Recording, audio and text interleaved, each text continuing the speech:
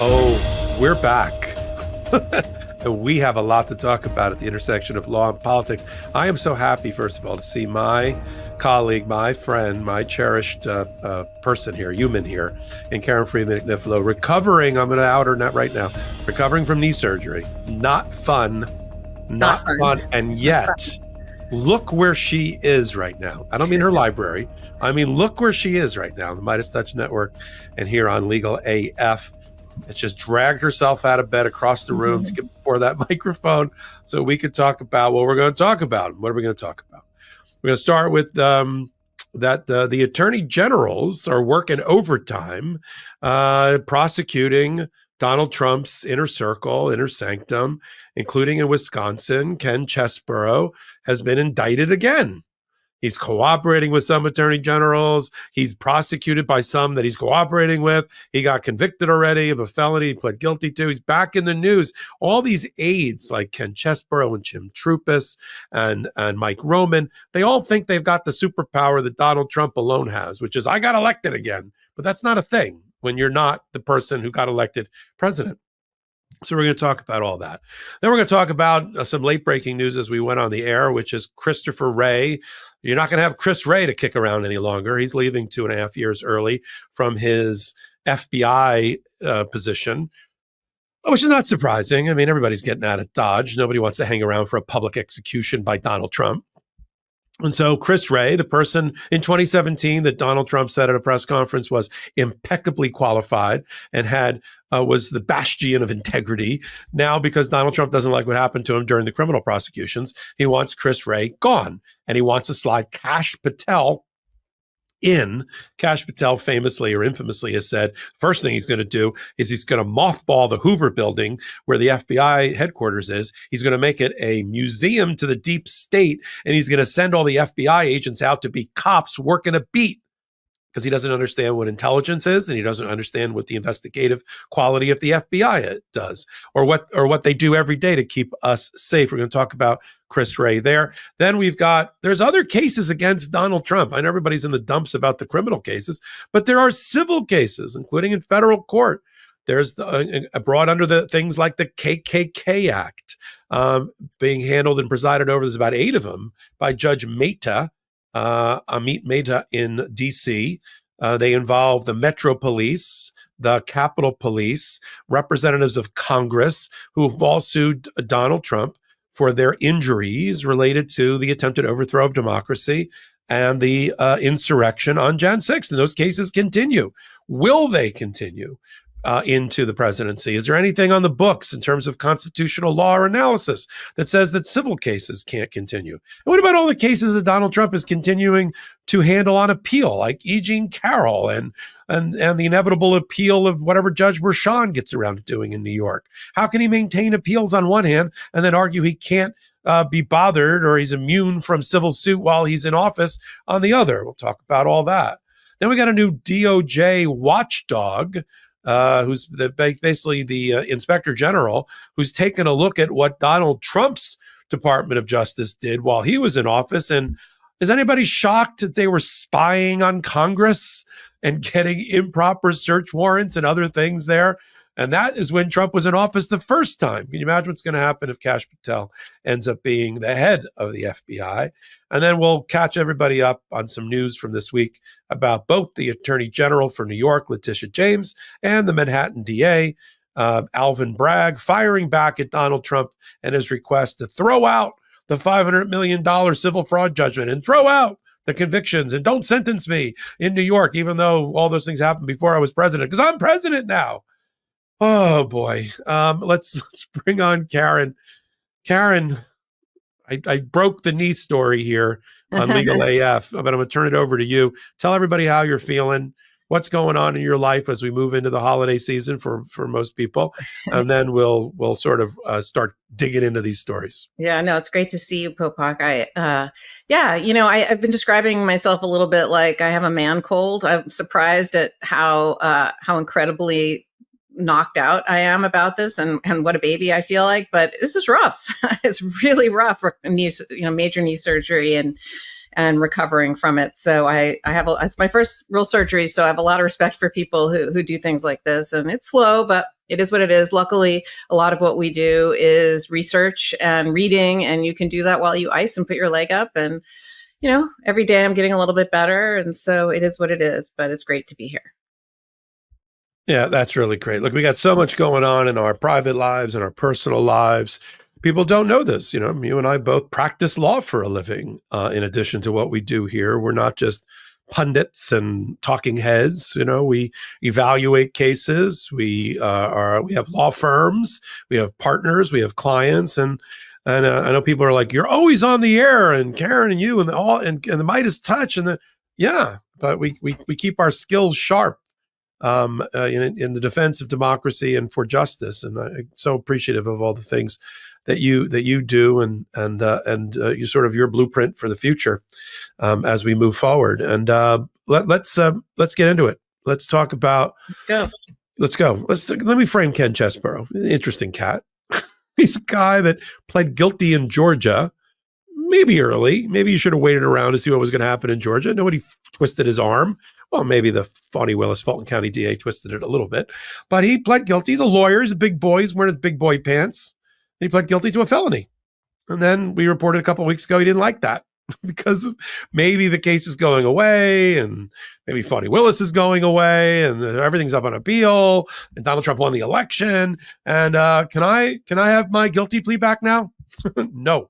So that's up there. But that hasn't stopped attorneys general, it was struggle to get that right, attorneys general from around the country, especially in battleground states led by Democrats like Wisconsin, Michigan, and Arizona, to continue to go after not Donald Trump per se, but everybody in his inner circle.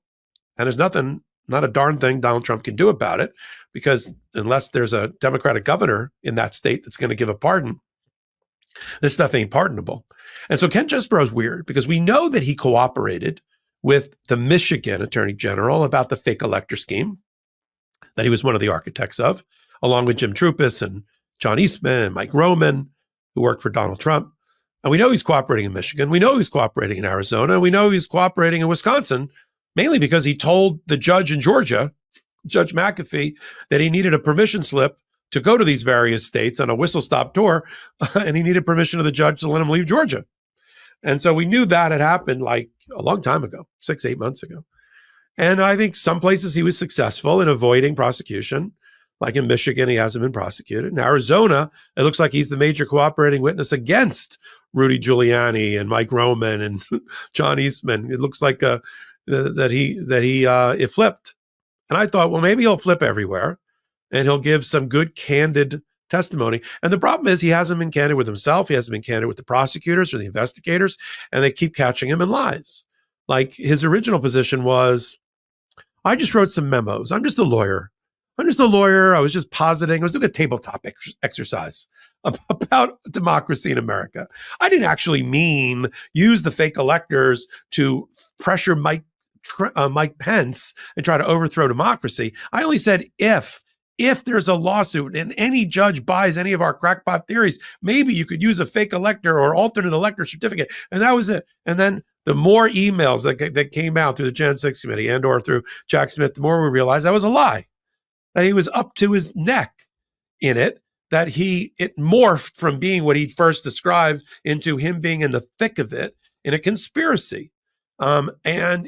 And about the fake electors, to the point where there's now this, I'll turn it over to you now, there's this famous text message between Ken Chesebro and Mike Roman, who's now been indicted in Wisconsin on 10 counts, along with Ken Chesebro, of forged fake elector certificates. There's this famous email where Ken Chesebro says, the electors think that these are only going to be used if there's a lawsuit, and they're not going to be used in Washington. And Mike Roman writes back, fuck the fake electors. Okay.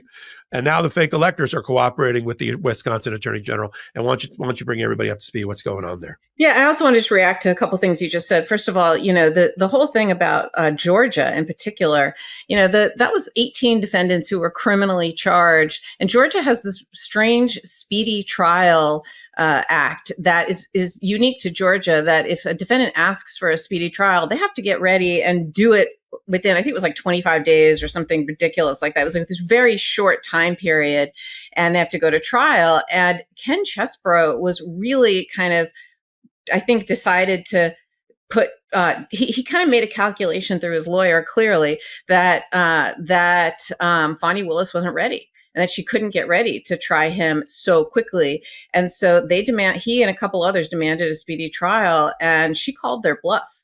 And that's why they ended up pleading guilty. And, that was a very risky thing to do at the time. And then they ended up pleading guilty. They got a plea deal. They decided to get a reduced sentence to not risk going to trial and getting convicted of more serious charges.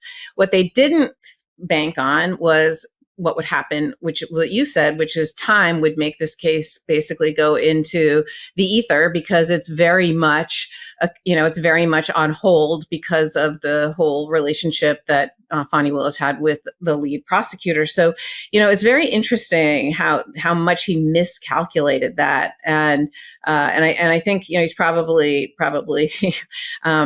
concerned about that. And the other thing, that I just wanted to also react to was what you said. It's clear he's cooperating with these jurisdictions. So it was interesting to me that Wisconsin in particular superseded their charges. Originally, he was only charged with 1 count. Now he's charged with 11.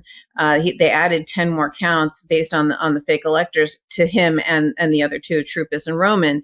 And it was interesting to me because he's cooperating. Why would they have done that? Now, maybe it's a situation where, when you cooperate, you do ultimately have to plead guilty to your charges or admit them typically. And so this could just be, okay, we're going to do the indictment, and maybe he helped them in the cooperation to create that indictment. And that's going to be the speaking indictment that he has to plead guilty to. And, this particular indictment was interesting because it was conspiracy and then some other charges, but then it had an affidavit of probable cause attached to it, which was a very detailed affidavit that laid out the facts, as you said, and it laid out this whole scheme that they must have gotten from somewhere. So I assume they got it from Ken Chesebro, because it really spells out like a roadmap exactly how they did it, right? And what they did. And, it was at first they kind of dipped their toes in the water and was like, okay, we'll do it just in case. And there's precedent for this. It happened in Hawaii during the Kennedy-Nixon case.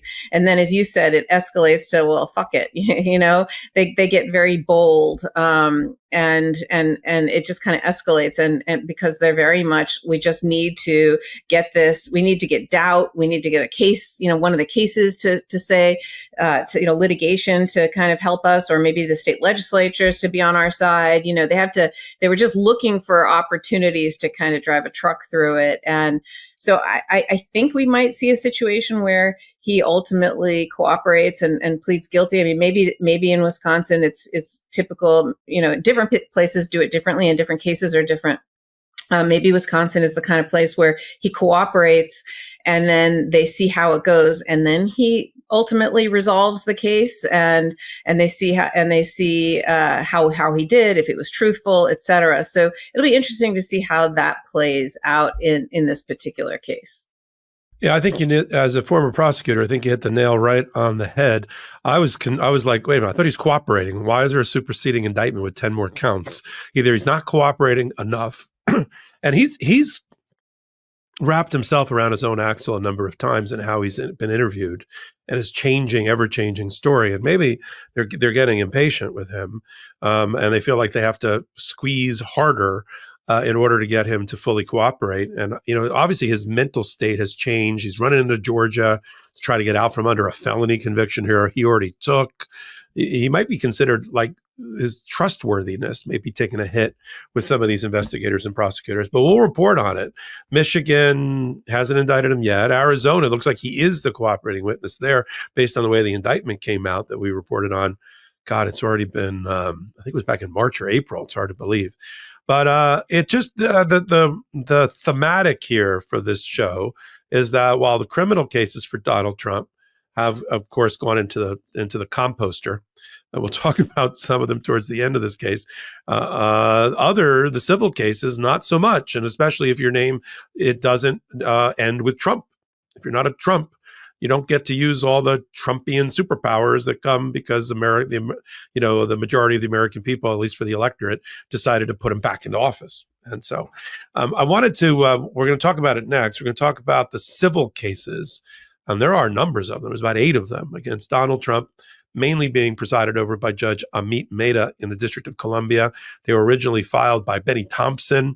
He was taken out, and then the Metropolitan Police, the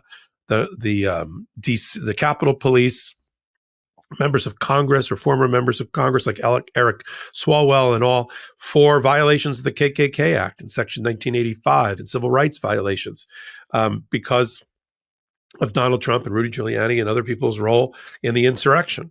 And they continue, despite the Supreme Court rulings, despite immunity. And we'll get into kind of how immunity applies to civil cases, or does it apply? What about the Clinton Paula Jones case, right? What happened with that? What happened with even references in the immunity decision from the summer? How does that impact the civil cases? Will they continue, or will they have a big pause snooze button put on them for 4 more years until Donald Trump comes out again and then restart? We're going to cover all of that. We got to do our update about, we'll touch on Christopher Wray and Kash Patel, what all that means. Some developments in the Department of Justice, like Harmeet Dillon, who that is for the Civil Rights Division, one of the most important divisions. You may not realize it, but when the Department of Justice isn't out stopping bad guys and terrorist organizations, they're help protecting your civil liberties. They do that through that department, and now they're going to have somebody I don't think is going to have the best interests of America at heart at all when it comes to issues that matter and social issues that matter. We'll cover that. And then we'll catch you up on the Attorney General in New York and her response back to Donald Trump's demand that the $500 million running with interest judgment against him for fraud be ripped up and thrown in the shredder because he happened to get elected president. She has a new responsive document or letter that went out related to that. And your old office, the Manhattan DA, right on cue, and just as we outlined a week ago, filed their, what I think is going to be the last paper, according to the judge, but we'll see, their 86-page or 90-page opposition to the motion to dismiss for justice's purposes under a unique element of New York law. And we'll talk about what happened there, about, is Donald Trump going to get sentenced before the inauguration? Is he going to get sentenced after the inauguration? If he gets sentenced, when would he serve that time? And what's going to happen to the underlying conviction? We'll cover it all. But first, there's a few ways to support the show. As you know, we are independent. We don't have outside investors.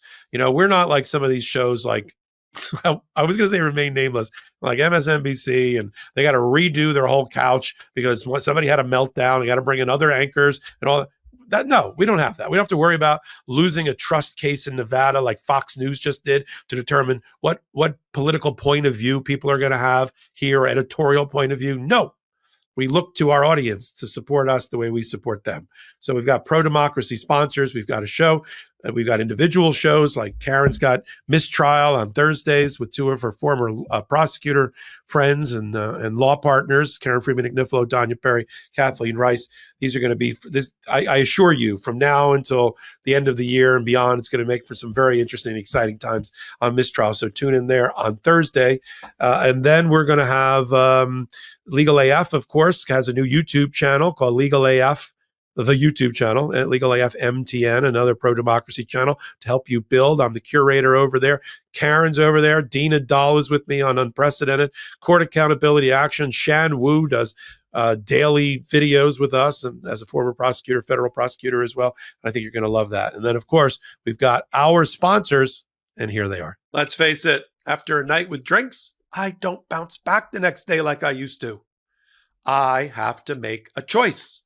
I can either have a great night or a great next day. That is, until I found ZBiotics Pre-Alcohol Probiotic Drink. ZBiotics Pre-Alcohol Probiotic Drink is the world's first genetically engineered probiotic. It was invented by PhD scientists to tackle rough mornings after drinking. Here's how it works. When you drink, alcohol gets converted into a toxic byproduct in the gut. It's this byproduct, not dehydration, that's to blame for your rough next day. Pre-alcohol produces an enzyme to break this byproduct down. Just remember to make ZBiotics your first drink of the night, drink responsibly, and you'll feel your best tomorrow. Now look, I won't lie. I was a bit on the fence about pre-alcohol initially, But then, while hanging out with my fantasy football draft crew over at our favorite Jersey Shore sports bar, I gave it a shot.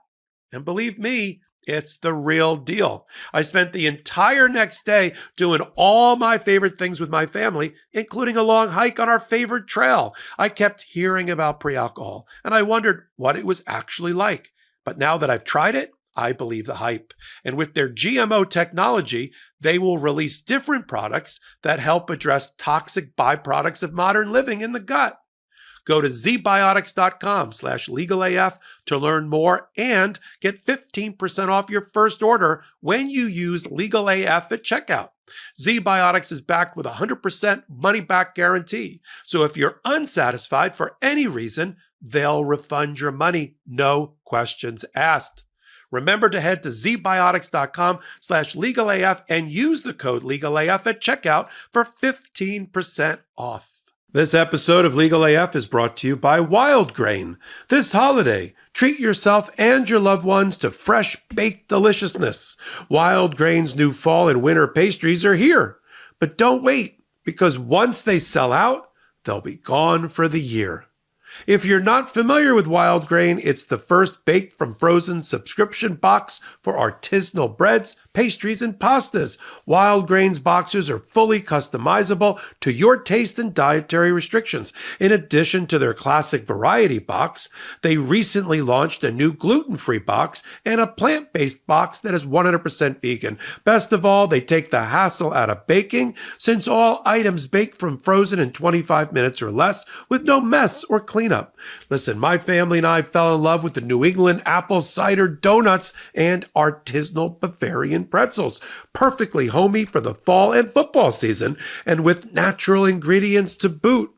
We love that it's freezer to table in just under 25 minutes and gives the house that "is grandma here and baking fresh bread again" homey smell that brings us back to our best childhood memories. Wild Grain will definitely be a big contributor to our Thanksgiving table this year and is ready to join us as a special treat when we visit friends and family for the holidays. Impress your guests with minimal effort this holiday season. Wild Grain is offering our listeners $30 off the first box, plus a free item in every box when you go to wildgrain.com/legalaf. You heard me. You can now get $30 off your first customized box when you go to wildgrain.com/legalaf, or you can use promo code LegalAF at checkout. Okay, we are back. Thank you for supporting our sponsors and by extension, supporting us and this particular network. Why don't we talk about the cases that are before Judge Mehta? I'll do a 2-second, then I'll turn it over to you. People forget these cases, but they're very, very important. And they're brought by the victims. They're brought by people who were injured, damaged emotionally, physically, lost loved ones as a result of the attack on our Capitol and the insurrection and the attempt to burn down one of the cradles of our democracy. And they were filed, soon after those events and around the time of the Jan 6 committee. There's several of them that are being led by Metropolitan Police, who were first responders, of course. Some of them died, some of them horribly injured, some of them had to retire as a result because of disability. Capitol Police, same exact thing. There's a couple of groups of them, including the widow of Brian Sicknick, who died the following day from a heart attack at the ripe old age of 40-something, obviously impacted negatively by what happened and the attacks on him. Then you've got some representatives in Congress that have brought them, and they've all brought them under the same framework. Different lawyers, different law firms, same framework. Civil rights violations, the KKK Act, which was passed, in old-timey times when we had the KKK running the streets of America trying to scare Black people into exercising their civil liberties. And that's what we call it. And some of the counts have been dismissed, but immunity is not going to stop these cases. Donald Trump has tried. They are going to continue. Karen, why don't you pick it up from there and tell us what do you think is going to happen going forward with these cases while Donald Trump is president again? Look, I was so happy when you put this on our list of things that we're going to talk about, Popok, because you're right. People do forget about these cases, and look, these are cases that were brought by people who were really impacted by January 6th, and this might be the only opportunity to hold him accountable. A lot of the cases went away and were dismissed, et cetera, but as you said, 8 of them survived and have even survived certain appellate review. There were some issues regarding presidential immunity that Judge Mehta ruled on, and then it went up on appeal and it was upheld, but it was sent back down to further clarify, because of course the whole presidential immunity issue is always a factor given the US v. Trump case. But it'll be very interesting because these individuals, these cases have accused Trump of conspiracy to violate civil rights, incitement to riot, battery, assault, disorderly conduct, and intentional infliction of emotional distress. And, in some ways, these cases, if they go to trial and don't settle, these are going to take the place of the January 6th case, because although it's about money, right, and civil matters, these cases are going to be a full-blown airing of what happened and what Trump did. And I think that's going to be quite interesting, quite important. And several cases have held that, look, when it comes to when it comes to private conduct in civil cases, there's no kind of pressing pause because you're president, right? If you recall, Bill Clinton had to be deposed civilly on the Paula Jones matter while he was president, because that was private, that happened previous to anything that happened. Now, it's complicated here because the issue on appeal and the issue that Judge Mehta is going to have to decide was any of the speech on the ellipse when he was speaking when he was president. Obviously, speaking publicly is a presidential function. Was he speaking as a president, or was he speaking as a candidate who lost, right, on behalf of himself and as frankly a criminal trying to steal the election? And that's going to be the issue, I think. Or was he just a private citizen exercising his First Amendment rights, which he can do? And if that's the case, and this goes forward, this case is going, or these cases are going. So I think it's very interesting that these cases are here. And like I said, I'm really glad you have teed these back up for people, because this might be the only opportunity we have to see the evidence and hold him accountable, even though it's not going to be criminal. Yeah. Are we back? Okay. Sorry about that, Salty. Yeah. And I don't see them he'll try to delay them. The immunity rulings didn't work. They're not going to stop these cases. They went up to the District Court of Appeals, or the DC Court of Appeals, and they in some cases Donald Trump didn't even appeal this issue, and now he's going to have to try to stand before the courts and say that he needs more time, or he can't have it impair or impede the office of the presidency and everything else. I just don't see it happening, because he has other cases in which he's continuing to prosecute appeals or try to defend himself. And you can't use it as a sword and a shield. You can't say, well, I got to work on the E. Jean Carroll case and try to knock down that $100 million judgment against me, but I don't have time to do these civil cases over here. I can't be bothered with sentencing related to my criminal convictions. So put that off forever. But I do have time, to prosecute $100 million federal tort claim against the Department of Justice related to Mar-a-Lago. He can't, he's got to pick a lane here, man. And I don't think ultimately the United States Supreme Court is going to stop these cases from moving forward. They're going to take some time. Civil cases often do. I've been involved with cases that have gone, I'm sure you have too, Karen, 4, 5, 6, 8 years, almost 10 years. This case is going to be around for a while. But Judge Mehta is a good judge. He's busy sentencing Jan 6th defendants. That's what the judges are left with now in the waning days of the Biden administration. Poor Judge Chutkan. She was going to try the case of a lifetime, the case of 5 centuries against Donald Trump, and now she's left sentencing Jan 6th defendants every day, which is what she's been doing. We had 4 sentencings last week on the same day. Amy Berman Jackson did one, and Daphne Friedrich, for a Trump appointee, did one, and Royce Lamperth did one, and Amit Mehta did one. And they're all facing these out of control Jan Sixers who are like, we're getting pardoned, woo! And they're literally telling off the judges in the courtroom. One of them told Dabney, I mean, he didn't say go F herself, but it was pretty darn close. He said, it's this bullshit, and I'm definitely, the 50 days left, I'm out, woo! And, shooting off guns or whatever they're doing in their head. That's what they got to deal with. And Royce Lampert, who was, I think, a Reagan appointee, put it best. He says, Donald Trump's got a job to do. When he's president, he wants to exercise his pardon power. I got a job to do.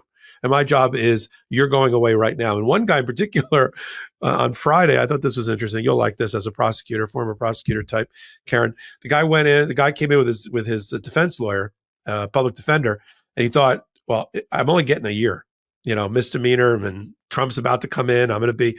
And Royce Lampert looked at him and said, well, given the procedural posture, you're going in right now. Marshals, and they take off your belt and your shoes. And they were, what? Huh? And so he didn't bring his toothbrush. So his lawyer didn't tell him to bring his toothbrush. I mean, listen, you and I have handled a lot of criminal cases. And one of the first federal criminal cases I ever handled, my job as a young associate was to remind our client that if this thing goes bad, they could be remanding you right now. So take off your jewelry, give us your belt, let's be ready. And it happened. So I get it, but that's how they're handling this kind of stuff. That's what's left for the tatters of the remaining criminal cases. And then you've got these civil cases, which are really continue to be important, to democracy. Why don't we touch on for a minute, your view of the FBI and Christopher Wray and the income. I haven't really heard your view and the incoming potential of Kash Patel of all people. Give us your thoughts on that. I don't think most people realize that the FBI director is appointed for a 10-year period, so that specifically it's not supposed to be political. It's supposed to be something that transcends politics and transcends administrations and allows for continuity. And most of the time that is respected. Obviously, Comey was an outlier. Most of the time that's respected. And that's how it's really always worked. And I've said this many times, and I know people roll their eyes when I say it, but justice is truly supposed to be blind, and you're supposed to just follow the facts wherever they lead. And so therefore it shouldn't matter if you're a Democrat appointed by a Democrat or a Republican when you are the FBI director, because you are literally just investigating crimes. And that's just the way it's supposed to be. So the fact that, look, Donald Trump said he's going to fire Chris Wray and appoint Kash Patel, which by all accounts is a terrifying prospect. And he's the opposite of what I just described. But look, Chris Wray, he knows the writing's on the wall. And so rather than be fired, he's resigning when Biden walks out the door. And that's a personal choice. Do you want to be fired, or do you want to, leave on your own accord? And he made that choice. The one of the major concerns I have about Donald Trump, among others, is the fact that he is politicizing things that shouldn't be politicized, and there's no business of having politics in that area. And he's obviously really politicized law enforcement and justice, and it's really a shame. And it'll be terrifying to see where that goes from here. Did you work on some of your cases in collaboration with the FBI? Pardon? Did you ever work in collaboration with the FBI in any of your cases when you were in the Manhattan DA's office? Yeah, absolutely. Yeah. Many, many, many times. They're an incredible partnership. I mean, look, there are often times where we are the first responder as a state prosecutor because, we're a 24/7 shop, and then something turns into a bigger case that is already being handled by the FBI, terrorism, for example, human trafficking, guns, all that kind of stuff. There's a lot of overlap there. And so there were many times that as a prosecutor that you coordinate with them, you work with them, and potentially hand things off to them. But there's a lot of information sharing, and they're excellent. FBI agents, when there's an FBI agent on the case, it's fantastic. Yeah, agreed. I'm glad you gave that perspective. Let me switch gears and talk about the Civil Rights Division of the Department of Justice, which often works with the FBI to protect Americans. that's the organization, that's the department within the Department of Justice, or the division within the Department of Justice, that I think touches the most people's lives. It protects our voting rights and of those of the disenfranchised. It protects abortion clinics and abortion and reproductive rights. When transgender people or members of the LGBTQ plus community are being attacked or losing their civil rights, there will be investigations by the civil division. So it matters. Police brutality and the civil rights violations that go along with entire police departments in some of our communities who have run amok and are just beating and arresting and killing other Americans. How sanctuary cities are treated through the Department of Justice all kind of makes its way through the Civil Rights Division. And so my heart sank. I don't know why it should or could anymore. But when Harmeet Dillon, who I know, and I know her reputation, I know she's been angling to be the Attorney General. I'm sure she was disappointed she didn't get the AG job. And Pam Bondi got it, but I just don't think Donald Trump's close enough to her. Even though, and I think there was also a little bit of she tried a coup over the summer where she tried to take over the Republican National Committee and be its chair. I don't think that sat well with Donald Trump. He ultimately wanted his daughter-in-law to take that job. But she's back. She's a MAGA darling, super conservative. She sued. She lives in California and San Francisco, and she's anti-COVID mitigation. She was suing the state of California and anything that Gavin Newsom did to try to tamp down on the spread of COVID. Barbershops couldn't be open. She sued over it. Churches couldn't meet with hundreds of unmasked congregants. She sued over it. She's not a big proponent of voting rights or mail-in voting or absentee voting or anything like that. She's more of the one day voting, only the votes that count or that votes on election day kind of person. And she's let that be known. She's anti-transgender rights. She's anti-abortion, and she's let that be known. So if you're looking for the Civil Rights Division to go protect people, sometimes when I drive into an office of mine, I have to go by, no, that put it the wrong way. I go by a Planned Parenthood location. The reason I said I have to, because I got to see the protests of these un-American, unpatriotic people who are just abusing women who are trying to exercise their reproductive rights at Planned Parenthood. You think Harmeet Dillon's Civil Rights Division is going to protect her reproductive rights? No, when she doesn't believe in abortion herself. So this will have a chilling effect. It'll run dovetail with our the new immigration enforcement policy, which is effectively deport American babies along with their parents out of the country, detain them, end birthright citizenship, which is a constitutional right under the 14th Amendment, but do it by executive order. How's that going to work? But when you have a Civil Rights Division head who's not going to see anything that Donald Trump does as wrong, she's going to turn a blind eye to all of this. She's going to bury her head in the sand about all of this. There's not going to be police brutality investigations. There's not going to be voting rights, disenfranchisement investigations. There's not going to be protections for women or the LGBTQ plus community or reproductive rights at all. And this is what we saw in 2016 when Donald Trump got in the first time. It's just the neutering of the Civil Rights Division. It's just mothballing it as if it doesn't exist. And I've tangled with Harmeet before on behalf of the Midas Touch Network and otherwise. We sued her over Marjorie Taylor Greene blocking the Midas Touch Network over her Twitter feed at the time. She was using her personal Twitter feed really to go after her enemies and say amazingly stupid and disgusting things. But she'd say, well, I can block you from there because I've got an official @RepMTG, and that's where I do all my official stuff. This is my private. And we were like, that's not your private.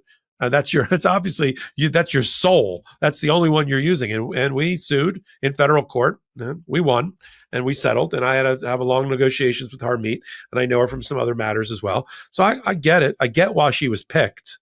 But she's scary for democracy, and she's scary for the Civil Rights Division. What do you know, Karen? What can you tell us? I don't know her very well at all. I mean, I've very tangentially had a couple cases with her. She's scary because she's the real deal. And that's scary. She's a very, very smart lawyer. She's a very, very good lawyer. And when she has the views that she has, and she's smart and, a skilled, I should say, lawyer, that's scary, right? She's going to have a lot of power. And hopefully she will use it gingerly and humbly, which is how it should be used. And hopefully the line assistants who work there, who have pending investigations, who are working on matters, who are going to bring, there's pending cases, obviously. Hopefully she doesn't do things like dismiss them or stop the investigations. I mean, yes, she could potentially no longer do certain things and not look into certain things, but they have a lot going on there. And I hope that she doesn't bring politics into it and continues to uphold or allow people to uphold civil rights. Yeah, I wish you were right. I just don't think so. I agree with you. I like the part of being a prosecutor where you said there's just a lot of stuff in the pipeline she's not going to be able to reverse course on very, very quickly. But they're going to just gut the Civil Rights Division and other parts of the Department of Justice with Pam Bondi there. She's going to be swinging an axe. And, she's not getting this job to be a do-nothing civil rights head. I mean, this is the number 3 position, frankly. It's really, as far as I'm concerned, it's the Attorney General, it's the Deputy Attorney General, it's the head of the Civil Rights Division. I mean, that's really how I see that office.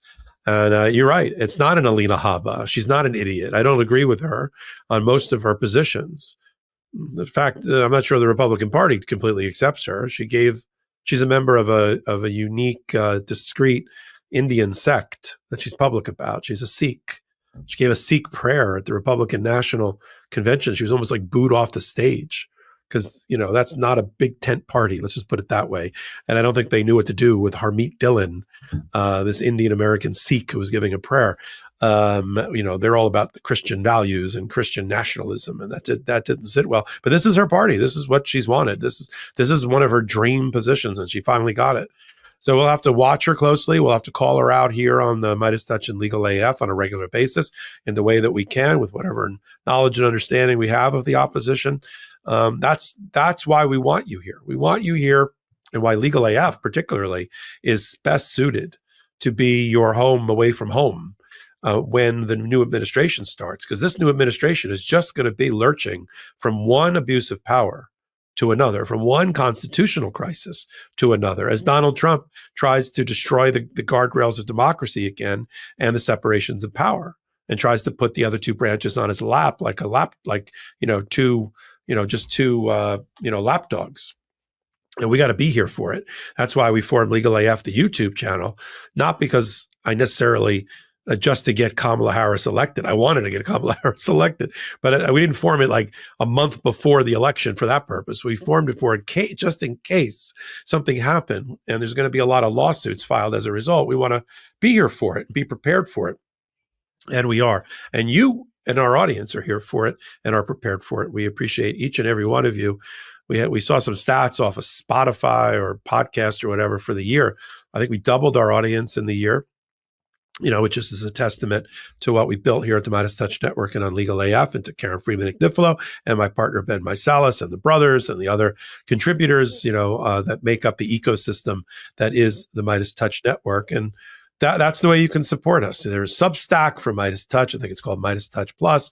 There's Legal AF, the YouTube channel, which you can help us build that pro-democracy channel. You can get it on the ground floor now. I think we're at about 360,000 subscribers in about 2 months.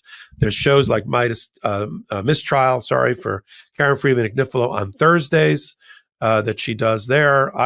There we go, Mistrial, Karen Friedman Agnifilo, Danya Perry, Kathleen Rice. I'm doing Popok Live on Tuesday nights at 8 p.m. right here on the Midas Touch Network as well. And then we've got our sponsors, and thank God they're here with us. I mean, they could have run for the hills after the election and just completely abandoned what we're doing here as a pro-democracy independent network channel without any sponsors, but they didn't. They doubled down on us and on our speaking truth to power. Let me make this clear to everybody. Karen and I are not told what to say.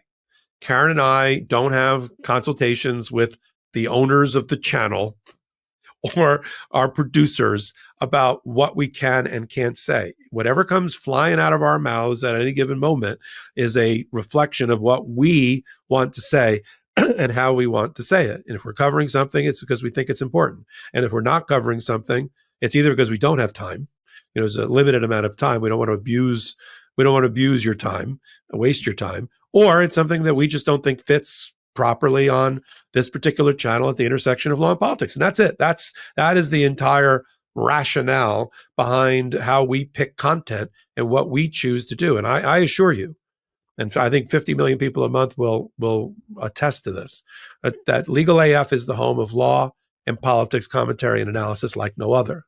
And we appreciate you being here for it. Now we've got another word. Karen, you want to say something on that before I I'll give you the last word in the middle.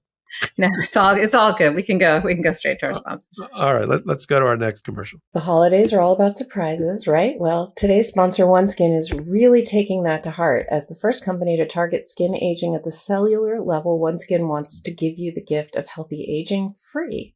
Throughout the month of December, you'll get a free travel-sized product valued at up to $42 with every purchase. The best part? You'll get a different gift each week. The difference between OneSkin's products and others on the market is that OneSkin is formulated with their proprietary OS1 peptide. This is a peptide the four founders, who are all skin longevity scientists, developed after testing 900 other ingredients, and it's scientifically proven to switch off the aging dysfunctional cells that cause lines, wrinkles, and thinning skin. Whether you're on the hunt for the perfect gift or treating yourself, now's the perfect time to try OneSkin, because with every new purchase this month, you'll receive a free travel-sized product, and it changes each week, so there's always a surprise gift waiting for you. For a limited time, save 15% off with code LEGALAF when you check out at oneskin.co. There's no M at the end. It's not .com, it's .co, oneskin.co. This holiday season, invest in your skin's long-term health, because healthy aging is a gift. I love OneSkin. I'm 58 years old. People tell me I look younger than my age, and it's partly because I use OneSkin every single day, and I know it's making a difference. People have noticed. So OneSkin is founded by an all-woman team of skin longevity scientists, and it's redefining the aging process with this proprietary OS1 peptide, the first ingredient proven to help skin look, feel, and behave like its younger self. Get 15% off with code LEGALAF at oneskin.co. That's 15% off at oneskin.co with code LEGALAF. After you purchase, they'll ask you where you heard about them. Please support our show and tell them we sent you. Invest in the health and longevity of your skin with OneSkin. Your future will thank you. Let's be honest. What most people really want for the holidays is to see their favorite people more often. That's why this year, the best gift you can give, besides plane tickets, is an Aura digital picture frame. Named the #1 digital photo frame by Wirecutter, Aura frames are incredibly smart and easy to use, allowing you to upload unlimited photos and videos directly from your phone to the frame. Plus, you can order the frame online and preload it with photos and videos using the Aura app, so it's ready to go right out of the box. For my wife and I, Aura has been a lifesaver. We just welcomed our daughter into the world in June, and her grandmothers live in Europe and Atlanta, but we gave each a frame, and now we can instantly share all the adorable baby photos and videos with both of them. Grandma rivalry averted. Save on the perfect gift by visiting auraframes.com to get $35 off Aura's best-selling Carver mat frames by using promo code LEGALAF at checkout. That's AURAFrames.com. Promo code LEGALAF. This deal is exclusive to listeners, so get yours now in time for the holidays. Terms and conditions apply. All right, we're back. Karen, what do you think about all that? I'm just happy to be here with you, Popok, and talking about all things at the intersection of law and politics and all the stuff that's going on. I can't even keep it straight. There's so much going on. Every day it's another announcement, whether it's, I will give you a guilty pleasure that I do, and this is a confession that people are going to say, I can't believe you actually admit this. But, the first thing I do when I wake up in the morning and have my coffee is I read the Daily Mail. I just do. And, of course, what was on this, today was or yesterday, but, it was all about Don Jr. and his new socialite girlfriend and holding hands and this and that. And, at the same exact time, what happens? Kimberly Guilfoyle gets a ambassadorship to Greece, and it was stunning to me. That was obviously she was upset by this. Obviously, they want to keep her quiet, and it just felt like, wow, is this the new NDA? That they do when this happens. So, so much going on, so much to talk about, and we have a lot. We're gonna have a lot to talk about for the next 4 years. I saw that article and that reporting. I was like, oh, the 2026 models are in the showroom, and the 2025 models are being shipped off to Greece. I mean, one of our editors joked, it's like, it must be great to have a father that can send your old girlfriend off for 4 years to Greece while you date somebody else. I mean, that's how she got the job. I mean, she's not qualified to be the ambassador to Greece. I mean, I don't, why? Because she partied in Santorini? Is that why? Or Mykonos? Is that why you get to be the ambassador? When you see how they hand these things out, like it's, you're supposed to give jobs to people who are qualified, whether it's the FBI director or, whatever, like you're not supposed to hand them out as this is so you will keep quiet kind of things. You're not supposed to hand them out, because you're my friend and you donated a lot of money to my, whatever. I mean, I honestly, with Pete Hegseth, in my head, in my fantasy head, I think Donald Trump, who's been known to watch television and he loves Fox News, he probably was watching on the weekend, watching Pete Hegseth, and thinks he's like, a buff guy, and he's got that whole macho look, and he was in the military, and he's like, you know what? Look at him. He was in the military. I'm going to appoint him, without any kind of, of the Defense Department, without any kind of vetting, without kind of thinking, like, let's get candidates and let's look at who they are. It's kind of like, it's ridiculous how things are, or decisions are being made. I totally agree with you. And Donald Trump has this weird, I don't even know what the word is for this. He has this weird man crush on other men and their appearance. I mean, he just met with Prince Andrew when he went to the reopening of the Notre Dame Cathedral. And his comment was, he's a good-looking man. He's good-looking. He's much better. Some people are much better looking in person. It's always, he's a good-looking man. Even when he had his arguments, we'll get to Judge Merchan in a minute. He would say, Judge Merchan, he's this, he's hateful, he's vile. He's a good-looking guy, though. I mean, it's such a weird tick that he has about, but look who he hires. Everybody looks like they were either on the Fox News couch or they're going back to the Fox News couch. All the women look identical. They all look alike. You just twist their heads off and change their heads. They're all like, it's like the dolls my sister used to play with. You just switch the heads around, and they all go to the same plastic. They all get the same stuff done. So I want to find out. I want to find out who that is, so I don't go. Ever. I don't want to look like that. Ever. Yeah. And everybody comes off of either Fox News or the Heritage Foundation. Surgeon General shoots and kills her own father accidentally when she's 13. Fox News. Exactly. I'm funny that way. I like my top doc not to have killed their father with a handgun. So allegedly, well, no, it fell. It's not allegedly. It just fell from the. It just fell. I'll just leave it at that. So. Let's move on. I'll let you lead, of course, on Manhattan DA. We got some new developments there. We'll start with that one about the paper got filed as we expected. The last paper's in for Judge Merchan to decide. Tell everybody what the last paper is. How is it arranged? And what do you think? This is why we get paid the medium-sized bucks. Why do you think? What do you think is going to happen? So just to kind of remind everyone where we are. There's two pending motions that Trump has put into place in addition to waiting for sentencing. One is your standard, it's called a 330 motion, which is like a post-judgment motion where you basically ask the judge to reverse the verdict, and that's on presidential immunity. Well, they also they want this case dismissed, right? That's different than the trial was unfair because they used evidence that shouldn't have come in. He's immune, and therefore you should reverse the verdict. That's what that motion is, fully briefed, waiting to be ruled on. They wanted to file a second motion. And the second motion is you got to dismiss the case. Don't rule on that. Don't sentence. You have to dismiss the case. And they used the structure of dismissal in the interest of justice motion. And that's a thing, right? There's a case we call it Clayton after the case that made this decision. Is a Clayton motion. Some cases, very rare, get dismissed in the interest of justice. And I've had cases. Can you give me an example? I want to just jump in. Can you give us an example of when that justice motion works? Like what are the facts that would be, oh yeah, your conviction's getting overturned? So there was a case that they brought a dismissal in the, they actually brought a Clayton motion. And I think if I remember correctly, I certainly advocated to support the motion as a prosecutor.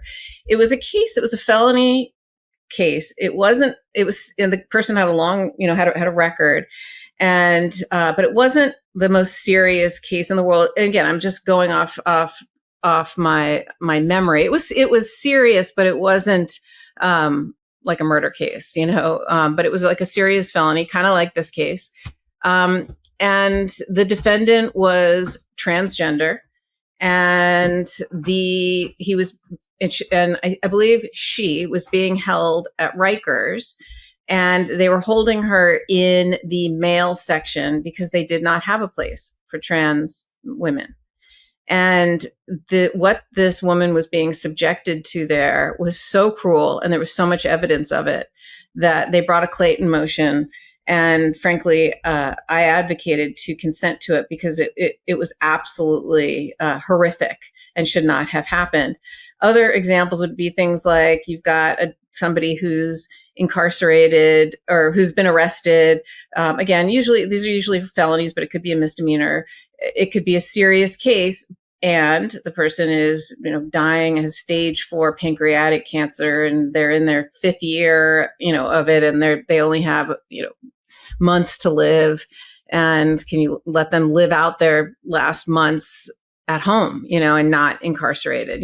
It's really sympathetic in the interest of justice type of scenarios where these things are granted. That's usually the type of situation. This does not meet that criteria because the Clayton case sets out about a dozen factors that you look at, and it's the nature and character of the defendant, their criminal history, the seriousness of the case, the proof, how does the victim feel about it, what kind of harm was caused in the case. You look at sort of a bunch of different factors, and they're actually listed out, and you're supposed to address them factor by factor.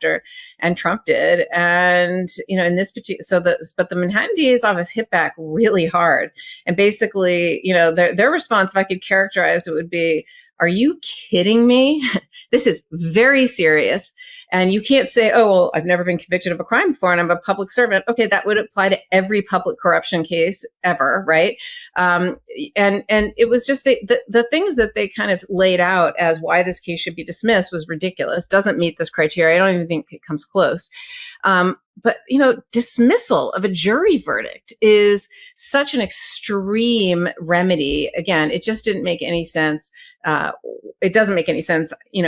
I can fairly safely say that this will not be granted as a dismissal in the interest of justice. The other big issue in here was, look, he has immunity while he's president. You cannot criminally prosecute him while he's president. It would be a distraction.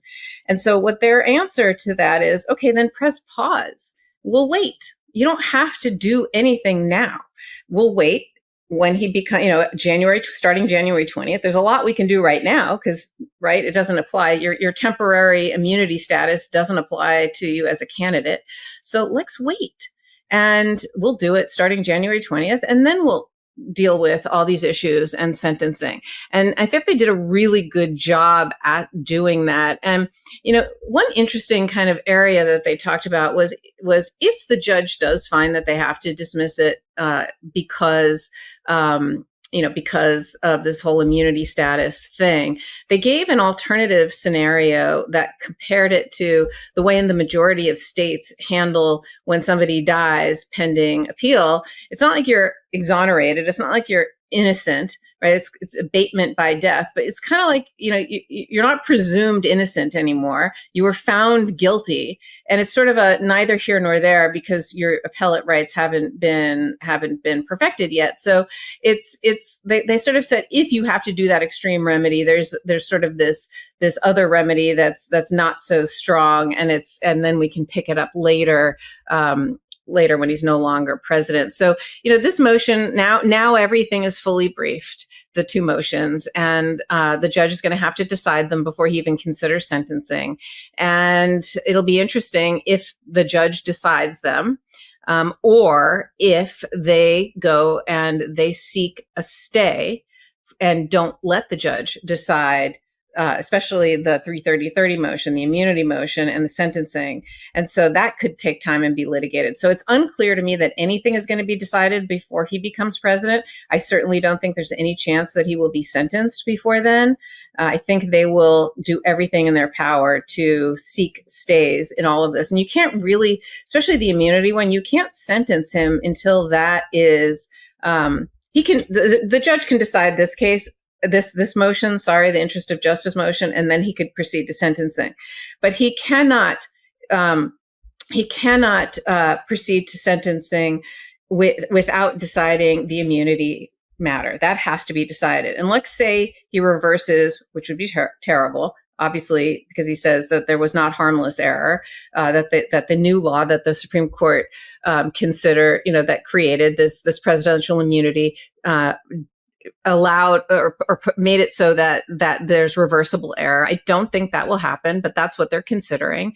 That's not a great scenario. If that were to happen, then the case would be sent back. The case would be put over for retrial, and then that would be put over until after he's president. I don't see that happening. What I think is going to happen is the judge will rule on presidential immunity and say, look, yeah, there might be some evidence that came in that shouldn't have come in, but it's harmless error.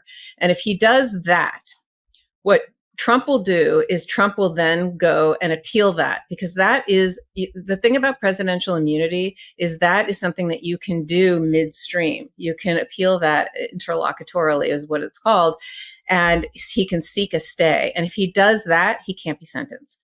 So let's see. I mean, he might be denied. And if it's denied, then he could be sentenced. But I am not entirely sure. In fact, if I had to bet, I would say there's not going to be a sentence before he's president. And even if he were, as you've pointed out many times, if he were sentenced to prison, for example, that would be put off until after he's president. Yeah, I think that's exactly how this is going to go. He's going to deny the motion for immunity. He's either going to sentence after all the appellate process is over, which means in 2025, he's going to put a pin in it and make the sentence, assuming he gives him some jail time, start in 4 years from now, which will hopefully fly by. And I think that's what he's going to do. And I like the way your office in 88 pages, because they had to do all that factor analysis under the Clayton factors, how they gave the judge a number of different ways to handle it, a number of different ways to reach to the same point. There's a number of different ways to count to 10, right? And so they were like, well, you could treat it like abatement by death, which is why some of the headlines were like, Manhattan DA calls for the death of Donald Trump and uses a doctrine under it. Like, not quite. But it's similar, which is you got a temporary status that just happened, or well, that's not temporary, a status that just happened. And how do you deal with it? And they're like, well, just jot it down and terminate the proceedings, but don't do anything with the judgment. Don't do anything with the vacating the conviction. There's no way this judge or any appellate court is going to overturn the hard-fought decision by a jury on evidence because the guy that they convicted about things that happened before he was president, he got elected president again. That's not a doctrine. That's the opposite. Even our founding fathers said, well, one day if you stop being president, you may be convicted. And that's the body of law that we're talking about. So I think that's what's going to happen. Let's turn to the finally New York Attorney General. I've been waiting for this one. Right before Thanksgiving, on the 26th of November, John Sauer, who's going to be the Solicitor General, the 10th Justice of the United States, the one who argues on behalf of the United States at all the Supreme Court oral arguments. But for right now, he's still a criminal defense lawyer for Donald Trump. He wrote a letter, had no legal basis, to have Letitia James, who's the Attorney General of New York, just tossed into the trash like it was just a piece of paper. The $500 million judgment running with interest that she obtained after a 6-week trial in front of Judge Engoron, dozens and dozens of witnesses, thousands of pieces of paper. Judge Engoron once called it a mountain of evidence in front of him because on the basis that Donald Trump got reelected and therefore didn't commit fraud and conviction, where the judgment against him for that amount of money should disappear because he was lucky enough to win the presidency again. I really don't understand it.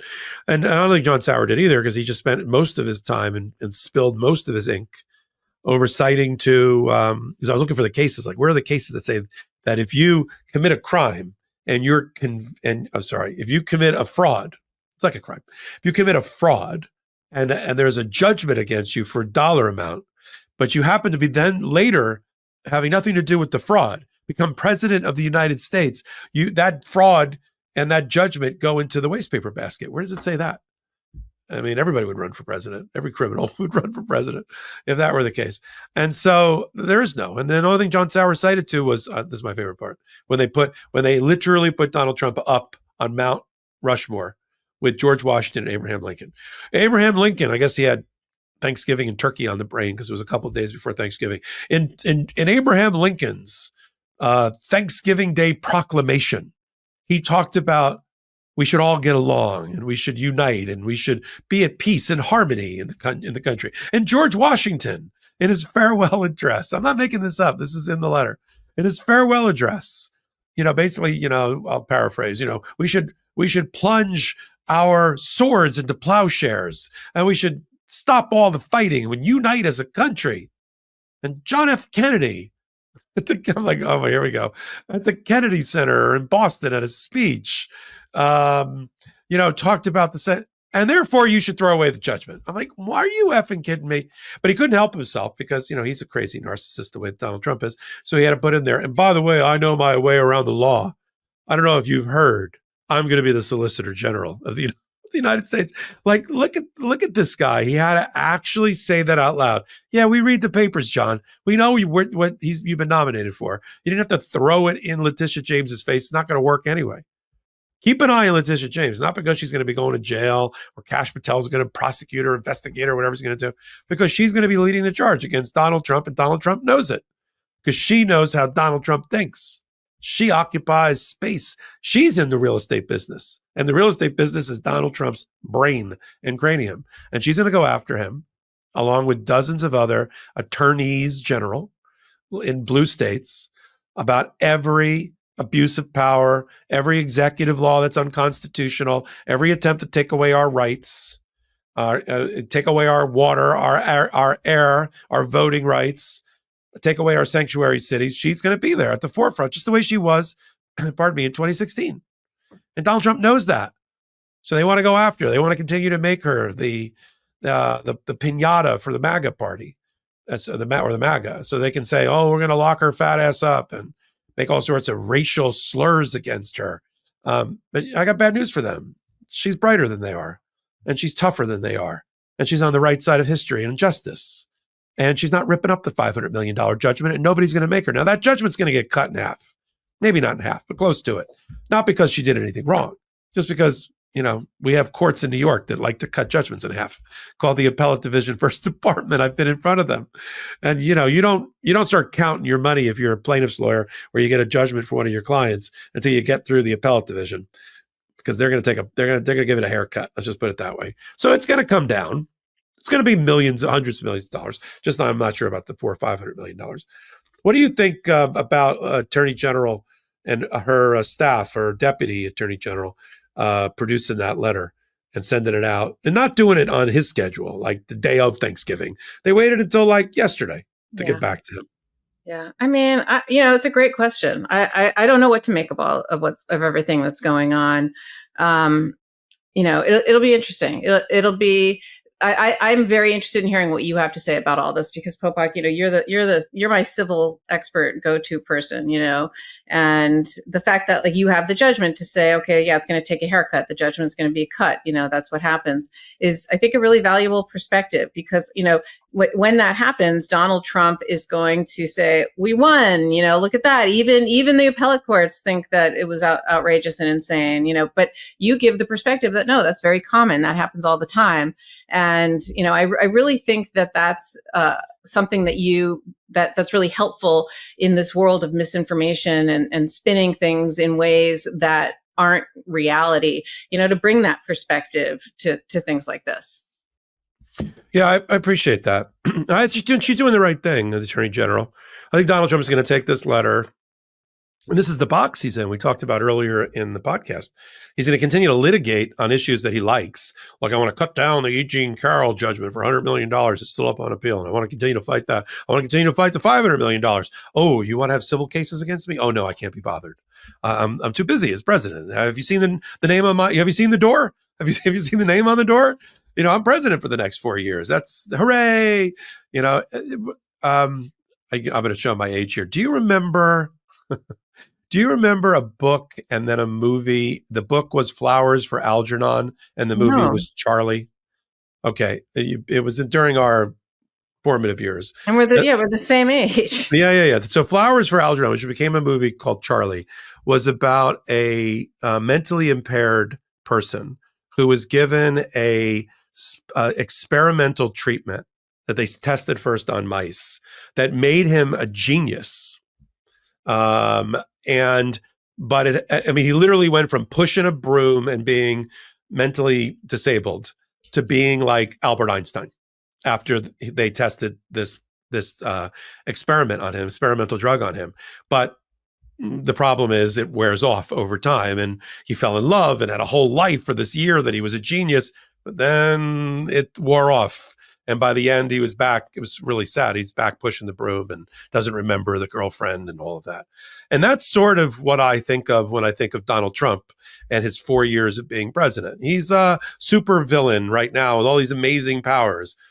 But one day, in the distant, not too distant future, he's going to be pushing a broom, and he's going to be back to being mentally challenged, and he's going to go to jail, and he's going to pay the price for all of these things. And we just have to kind of hang in there and keep a close eye on what he does and continue to report on it. We don't report on it like, oh, it's a car accident and let's talk about the fatalities today. I hope people don't think that. We talk about it, about the bridge is out ahead and we're hurtling towards it, but here's how to avoid it, or here's what to do after you've gone over into the abyss. And that's why we formed Legal AF. That's why I did it with Ben Meiselas, why I asked Karen Friedman Agnifilo to join me, so many years ago, to do this for this moment, right? I have friends of mine that were saying, oh, I bet you're really excited now because Donald Trump won, right? And you get a lot more cases to talk about. Like, no, because I'm a patriot first and I'm an American first, and I wanted Kamala Harris to win. But we're here for it now that didn't happen, and to make sure that the right things happen into the future. I still believe in this country. I still believe we're the same country that, in a way, that voted for Barack Obama twice and Joe Biden once, and we did become red and MAGA. Everybody didn't wake. It's not like the body snatchers. Everybody woke up and you looked at your neighbors. They're all wearing red MAGA hats and they're all zombies. We may feel that way, but that's not what happened, and that's not what the micro data of the election reveals. We have a brand issue as Democrats and as moderates and free-thinking people. But we can fix it. And we're going to do it with your help here on the Midas Touch Network and on Legal AF. We appreciate all the support you've given us for the last 4.5 years and into the future. And you've made us your home for news and trustworthy news and analysis and commentary. And we really appreciate that. I've got a podcast partner and close and cherished friend, Karen Friedman Agnifilo, that I'm sure is in a load of pain and potentially on painkillers with her surgery. She's 3 days out of surgery, and she's here with us, which is a testament. I'm on Tylenol. All right. Yeah, I didn't mean to suggest you're on anything. But I that's actually was one of the issues that was, a big concern was do you take, look, as a former, I'll just be honest, as a former prosecutor, I saw the devastation and destruction that opioids have done from people who become unfortunately addicted because they have things like back pain or knee pain or whatever it is, and it destroys lives, and it has created the crisis that we have been in and are in, and so that is the option that they give you. I'm terrified of that drug, and that's been one of the major issues for me. I was very resistant to it, so yes, I'm in a lot of pain. But It's okay. What did you say at the beginning? It's like a man cold where he complains about. That's. I'm telling you, that's how I've been acting. When I had the surgery that you had, and I had a minor version of the surgery you had, I won't name the drug, but it became one of my best friends for at least a week. I couldn't wait for the nurse to come in and hit me with it, and all of that. But no, I get you, and I'm glad you're here. Why don't you wrap up the show? We got a couple of more of these before we hit the new year. I'll turn it over to you. Yeah, look, I mean, just want to say, first of all, the most important thing in the whole world is family, right? And both your actual family and your chosen family. And, my actual family, my wonderful mother has been here taking care of me and waiting on me hand and foot. And I'm so grateful to her. And it's kind of fun to order her around, hey, Mom, can you get me a Snapple? Kind of thing. But I'm also just grateful to my chosen family, which is, the Midas Touch network and the community that's been built here, and the support that everyone gives. And I look forward to doing this. I hated missing it last week, but I missed it because I actually had surgery on last Wednesday. So we're actually 6 days out. So, or maybe this is day 7. I'm not sure. I've kind of lost track of time, but it's just such a wonderful thing, and I'm just so grateful to everybody, and that's what I'm reflecting on as we close out this year. We look at all the ups and downs and things that we have faced. We're facing them together, and I look forward to making the best of it and moving forward into 2025 for sure. Legal AF, we are family. Cue the music. And we'll see you on Saturday with Ben Meiselas and me on Legal AF. This trial on Thursday with anchored by Karen Friedman, Agnifilo, Kathleen Rice, and Tanya Perry, and all the other shows that are hopefully you've welcomed into your hearts and your minds on the Midas Touch Network. Until that next time, I'm Michael Popok with Karen Friedman, Agnifilo, signing off.